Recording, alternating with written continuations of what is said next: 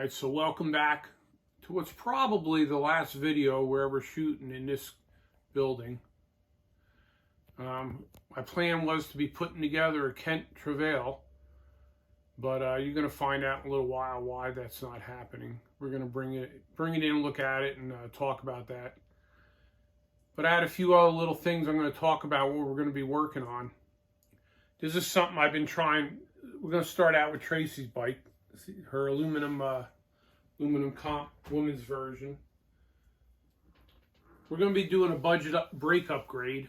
I wanted to do a whole test with the stopping length and all that. Maybe we still will, but things we've just been getting behind with moving and all. So I want to show you the parts I picked out so you can see what's going on here. Now you notice the bike still has cable brakes.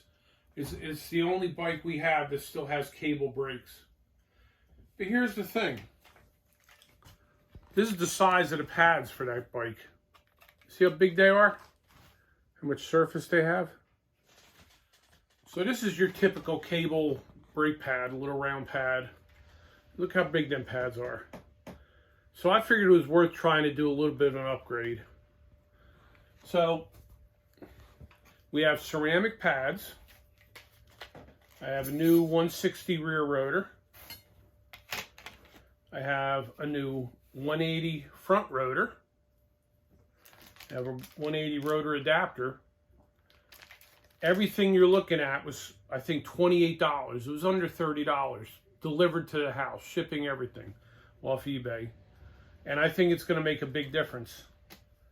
So that's why I was willing to give it a try with the cable brakes, not changing them right to hydraulics. Because if you can make a big difference for $30, I mean, that's worth it. So there's a lot of people that prefer cable brakes because of simplicity and reliability. Because, you know, with hydraulic brakes, you are messing with them. You're bleeding them and stuff. In general, I'm not going to say everybody, but with 5 bikes with hydraulic brakes, we're bleeding them pretty regular. So that's with her bike. So now my Polygon. So my final verdict on the Maroka brakes is the front one works great and the rear one has no feel to it. It's either locked up or not working. So I've gotten a few different parts. I'm going to try something different. I've decided to try a Shimano lever and a 2-piston Dior caliper. This one is listed as having some kind of, I don't know, something with it that gives it more feel. So we're going to try that. And I bought myself one of these hydraulic line tools so that I can do the hydraulic line for it. So that's going to be upcoming. If you follow me on Instagram, you might have noticed I changed my front tire from a Goma to a Mezcal. And I gotta say, this tire is awesome. This thing hooks up in the sand, it hooks up in the mud, hooks up on rocks and roots. This is a really good tire. Way better. The Goma was too aggressive for the front, too big spaced lugs. But the Goma is going on the back of another bike we're going to put together. So the Goma is going on the back of a bike we're putting together for a friend and fellow YouTuber, Steve Escamilla from Escamilla Woodworking. And if you're into that kind of stuff, check his channel out because he does some really cool projects. It's at Escamilla Woodworking. We're going to try to put links, everybody I'm mentioning today, we're going to try to put links in the description. And so yeah, we're going to be putting a bike together for him. He bought a frame and he bought a crank set. And we're going to be putting all parts that I got laying around up in the attic and extra parts. So it was kind of inspired from what Wolftick did, building a bike from all their leftover parts. But then we figure as he progresses in his riding ability, we're going to keep updating the bike and we'll be able to do little videos.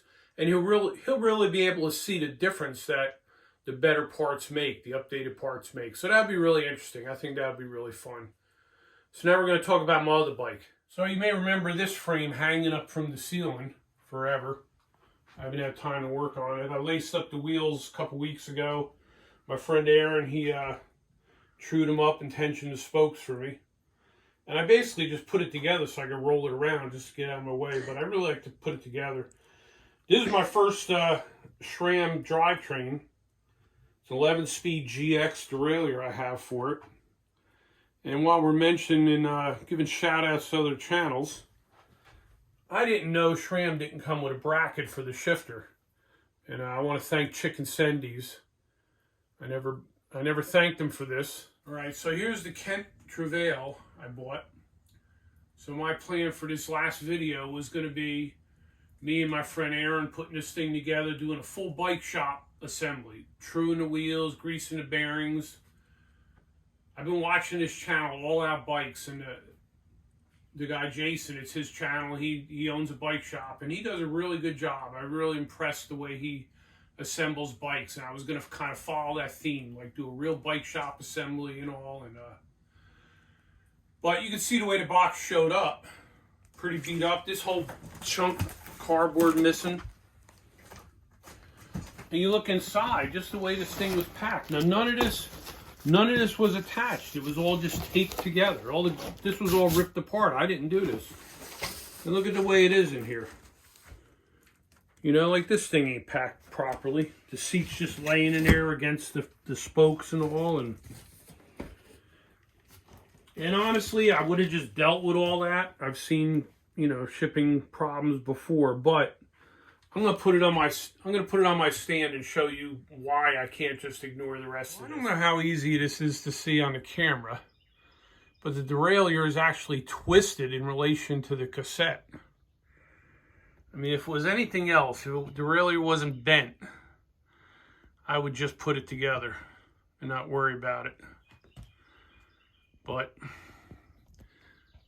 I can't be buying a derailleur and straightening them out. It's usually a losing proposition, so it's going to have to go back.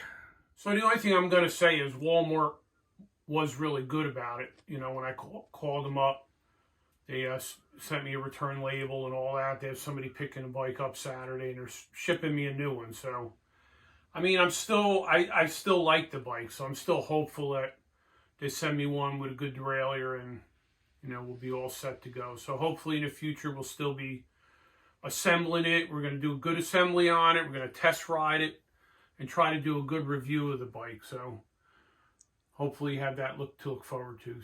And me. But anyway, all right, so that's going to be it for this video.